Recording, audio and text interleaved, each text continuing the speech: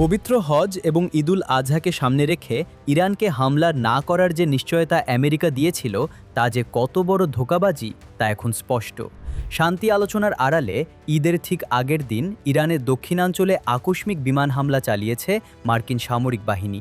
কিন্তু প্রশ্ন হলো, পুরো ইরান জুড়ে এত জায়গা থাকতে আমেরিকা কেন ঠিক ইরানের দক্ষিণাঞ্চলকেই বেছে নিল? কেন রাজধানী তেহরান বা অন্য কোথাও না গিয়ে পারস্য উপসাগরের এই উপকূলীয় অঞ্চলেই ড্রোন আর ক্ষেপণাস্ত্র ছুড়ল পেন্টাগন? ডোনাল্ড ট্রাম্পের এই হামলার পেছনে লুকিয়ে আছে বিশ্ব অর্থনীতি আর সামরিক কূটনীতির এক ভয়ঙ্কর নীল নকশা। আজ আমরা উন্মোচন করব কেন ইরানের দক্ষিণাঞ্চলই ছিল মার্কিন সাম্রাজ্যবাদের মূল টার্গেট। ইরানের দক্ষিণাঞ্চলে হামলা চালানোর এক নম্বর এবং সবচেয়ে বড় কারণ হল বিশ্বের সবচেয়ে গুরুত্বপূর্ণ জ্বালানি রুট হরমুজ প্রণালী।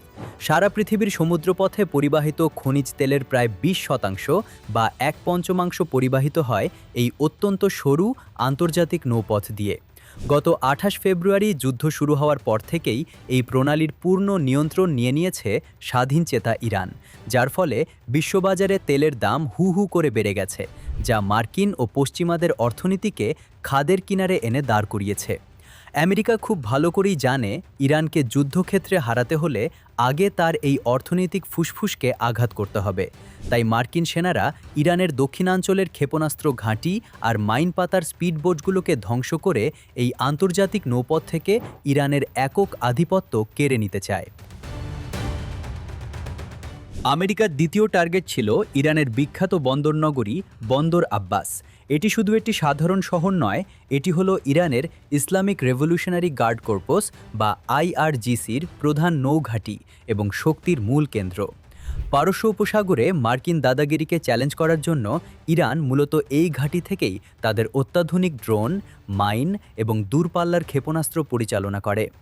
ঈদের আগে এই ঘাঁটির ওপর কাপুরুষোচিত হামলা চালিয়ে ওয়াশিংটন আসলে ইরানের পাল্টা আঘাত করার ক্ষমতাকে শুরুতেই পঙ্গু করে দিতে চেয়েছে।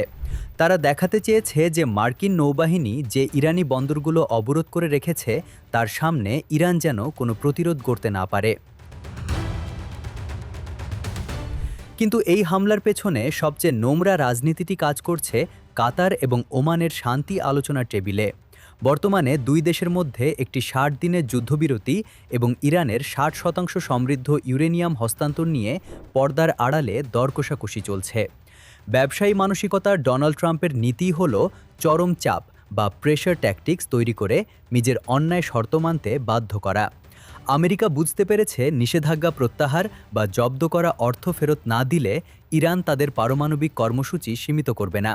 তাই ইরানকে আলোচনার টেবিলে দুর্বল এবং ব্ল্যাকমেইল করতে তাদের প্রধান অর্থনৈতিক ও সামরিক লাইফলাইনে আঘাত হানল ট্রাম্প প্রশাসন। এটি ট্রাম্পের এক ধরনের বার্তা, হয় আমেরিকার শর্তে দাসত্ব স্বীকার করো, না হলে তোমাদের অর্থনীতির মূল উৎস ধ্বংস করে দেওয়া হবে। ঈদের আনন্দের মাঝে মার্কিন সাম্রাজ্যবাদের এই নগ্ন আগ্রাসন প্রমাণ করে তারা শান্তির নামে কেবল ধোঁকাই দিতে জানে। কিন্তু ইতিহাস সাক্ষী, অন্যায় চাপের মুখে ইরান কখনো মাথা নত করেনি। ট্রাম্পের এই নোংরা চালের জবাবে ইরান এবার কী পদক্ষেপ নেয় সেটাই এখন দেখার বিষয়।